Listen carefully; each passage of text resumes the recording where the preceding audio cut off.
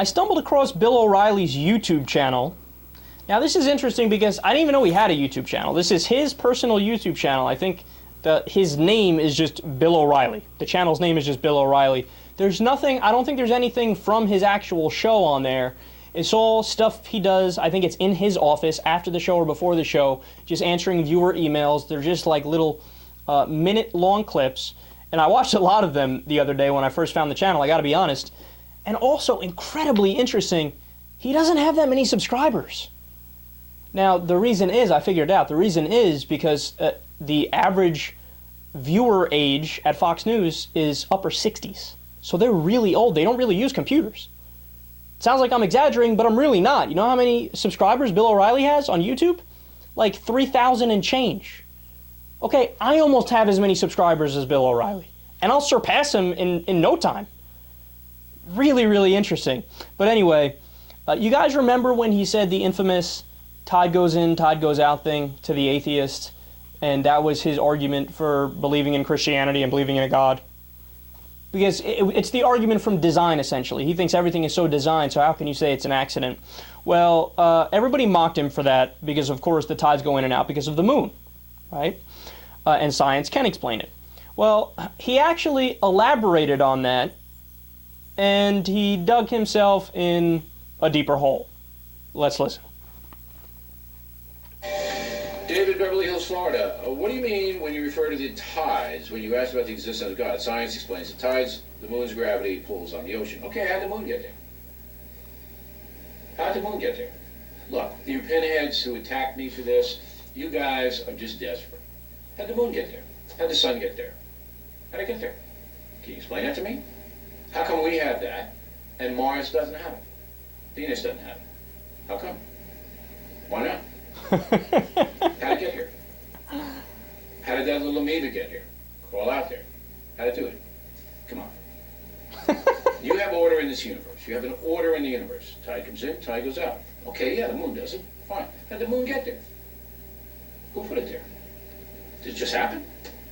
Okay, if we have existence, if we have life on Earth, how come they don't have it on the other planets?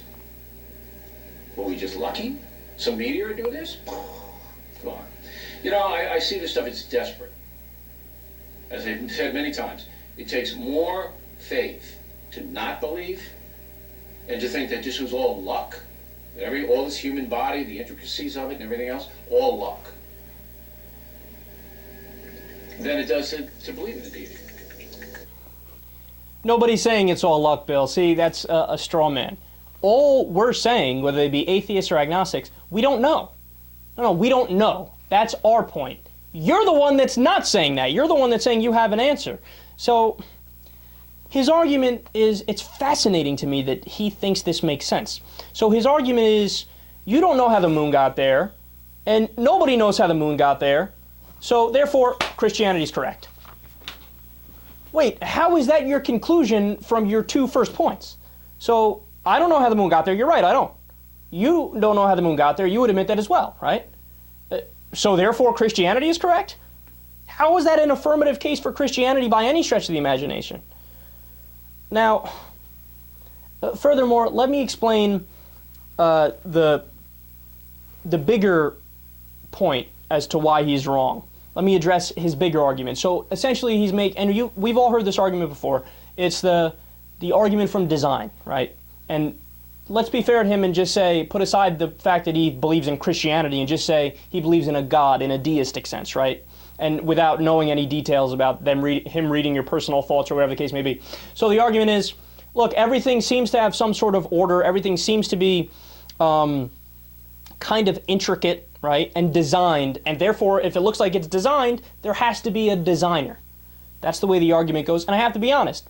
When I didn't know a lot about atheism, and I didn't read a lot about the different religions, and I didn't know a lot about this issue, I thought, like I think most people do or did, that that's a fairly convincing argument.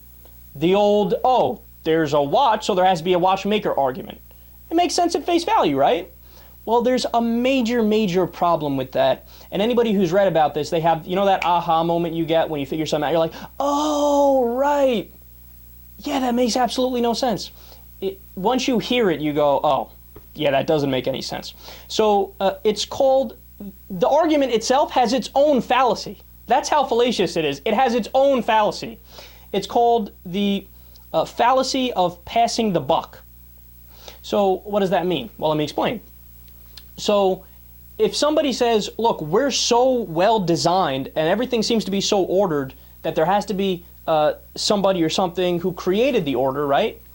Well, by definition, the being or thing or person, let's call it God, the God that created us, right, would have to be that much more intricate and that much more designed, right? Because in order to be as advanced as to create us, and we're pretty advanced, right, then by definition that thing would have to be much more advanced and much more designed than us.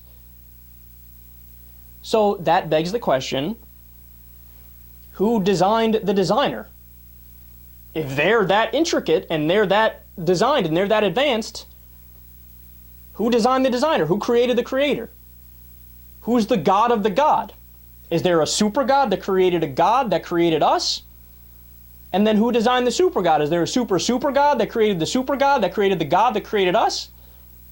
That's why it's called the fallacy of passing the buck. In an attempt to answer a question, how did we get here, how were we created, you actually create a bigger problem and a bigger question by saying, okay, well, if you just say it had to be God, well, then who created God?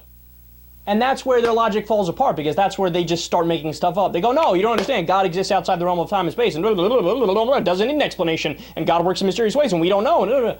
But see, that's the whole point. The whole point is that none of us know. So who's really the arrogant one is the question. He makes our argument for us, and then asserts that that makes his point. I mean, think about that. He goes, how did the moon get there? Right. I don't know how the moon got there. Neither do you. So that's where the conversation ends. We don't know. We just simply don't know. I don't know. Nobody knows. We don't know. There's a whole field based on that called abiogenesis, which is trying to figure out where life came from, where the first part of life came from. We don't know the answer. They're working on it. There's a whole field of science called abiogenesis dedicated to that, right? But if you don't know something, just say you don't know. That's the end of the conversation. There's nothing wrong with admitting you don't know. In fact, it's intellectually honest. We're working on it, but we don't know. But see, he goes, we don't know, therefore I'm throwing my lot in with Christianity. I've heard him literally say that before. But look at how silly that is. I don't know, therefore I'll just tack on with what the majority of people in my random culture happen to believe. Well, then don't you realize if you grew up in Pakistan, Bill O'Reilly, you'd be saying, I throw my lot in with Islam? Or if you grew up in India, oh, well, I throw my lot in with Hinduism. Or if you grew up where Buddhism was I throw my lot in with Buddhism. Or if you grew up in a Mormon household, I throw my lot in with Joseph Smith. It's just arbitrary. And that's not an argument in favor of one of those religions being right. You'd have to prove that that particular religion is correct in order to throw in your lot with them. No, it's just completely illogical and irrational, but I can't believe he actually thinks it's a convincing argument. And he does. You could tell by the tone he uses and how condescending he is. No, Bill, you don't know, I don't know, nobody knows, so just stop there. Don't make things up to try to replace the fact that you don't know.